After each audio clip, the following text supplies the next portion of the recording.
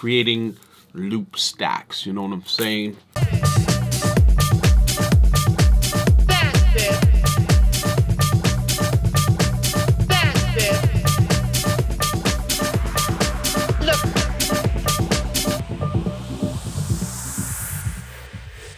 What's up, fam? It's your boy Demuir here, purveyor of all sounds underground.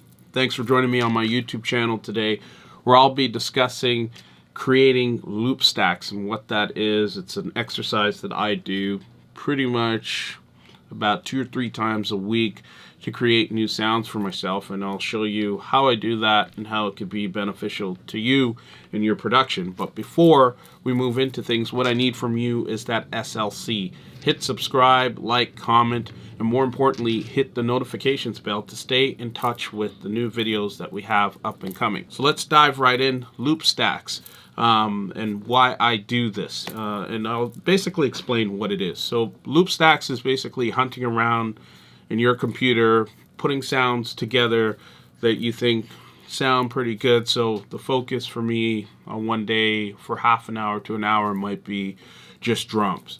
So I'm looking for shakers, percussion, and other beat breaks that work well together.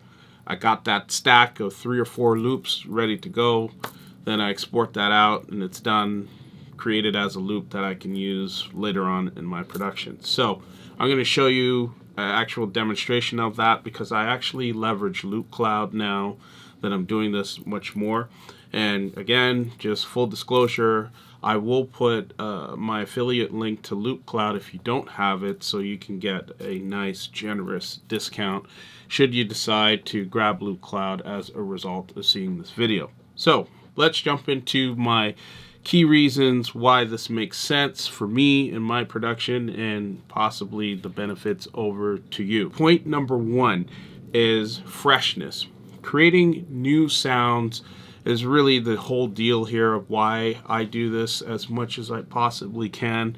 Having new, fresh sounds always makes sense to me. And it also, as a result of this, it leads me to point 2.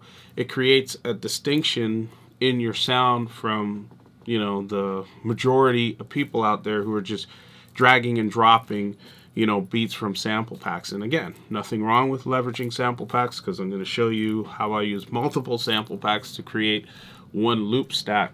But I mean, everybody has access to those sounds. So the more you can distinguish yourself from the pack makes total and complete sense. And point number 3 is that you get rich and layered sounds out of doing this exercise on a frequent basis. And you're also training your ear to understand what sounds best when it's in key. And remember, when things are in key, they actually sound louder. So over time of doing this, you'll pretty much be able to pick it up right away. And on top of that, you have a nice library of sounds to go to for future productions. And point number 4, kind of dovetailing off of where I left in point number 3, you have a new asset, so to speak, that nobody else has at the end of the day.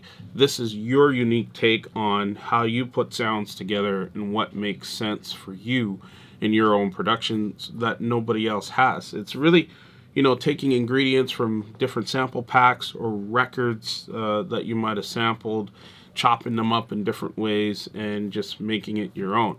And in a future video, I'm also going to show you how putting a particular effect on it also creates even more distinction and adds more value to the asset that you've now created. And point number 5, creating loop stacks allow you to save on CPU and DSP in the long run. So imagine you created a loop stack of, like, you know, 3 or 5 different loops, and the normal tendency is just to let it go and arrange your track and go forward. But because you're doing this as an isolated exercise just to get a loop out of it at the end of the day, you've now gone from 3 to 4 different loops to just one audio file that you can loop or chop later as you wish. So, you know, the more ways you can find time to save CPU as well as DSP is a good thing in the long run. So that's another benefit. So I'm going to end there on terms of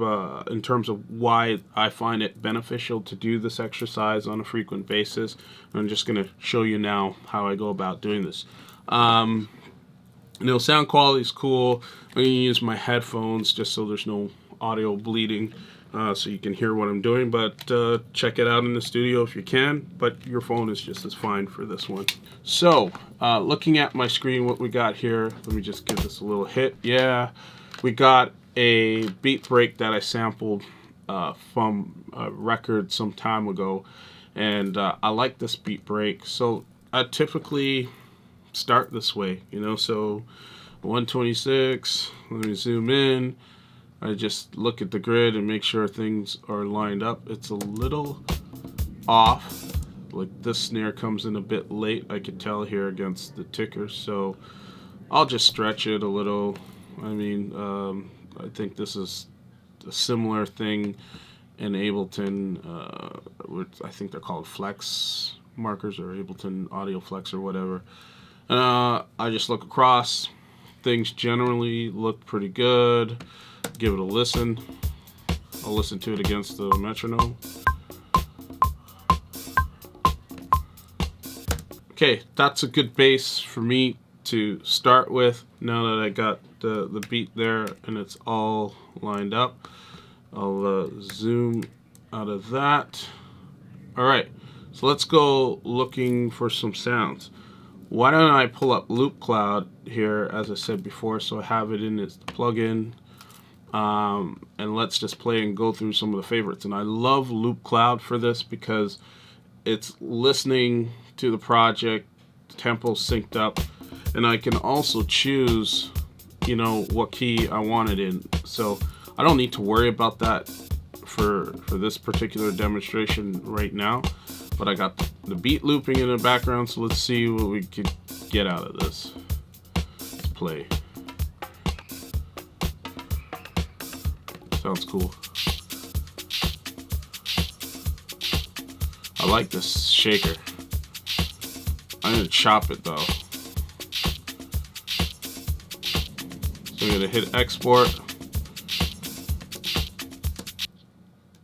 Let's bring that in. Like I said, I'm gonna chop this, so this is the shaker we brought in. I like to go for the stuff that's in between the beats, so yeah, take that drawing function off. I'm gonna grab this because it's on the third beat, but I can put it on the one and chop it like that. I'm gonna chop it 4 beats. Let's see what we get. Okay, that works for me.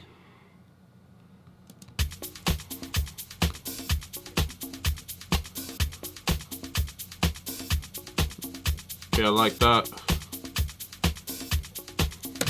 So now I got that.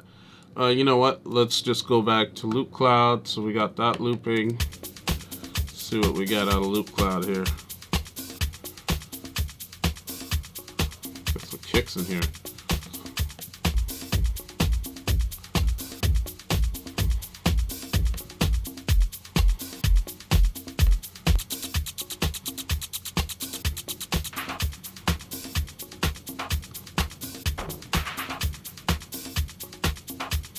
I'm just gonna grab this.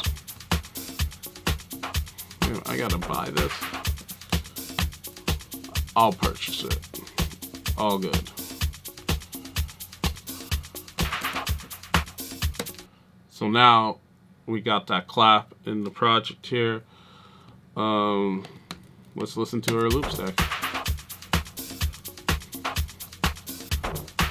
Now I could decide to leave it as a top loop or add a kick. I like that. Just chopped it and now I have a completely different loop.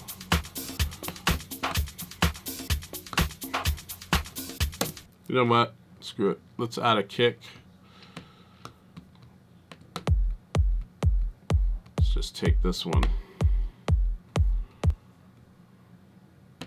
Shift from loop cloud. Didn't want to do that.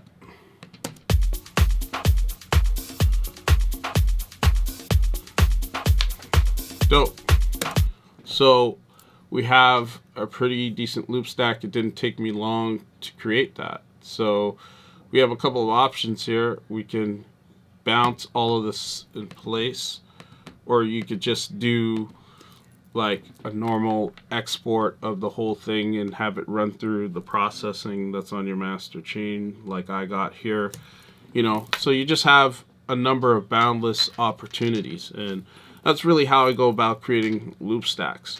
And there you have it. That's how I create loop stacks on a regular basis. Let me know your thoughts on this one. I'd love to hear from you. And remember, the conversation doesn't have to end here. You can join us on our Discord community where there's a lot of like-minded people who are coming up in their journey of DJing and production. And we also have some seasoned producers on the channel as well, just looking to stay in touch and provide opportunities or advice to people and learn something at the same time. So it's really cool. Join us. Love to see you there. Much love and respect to you. Peace.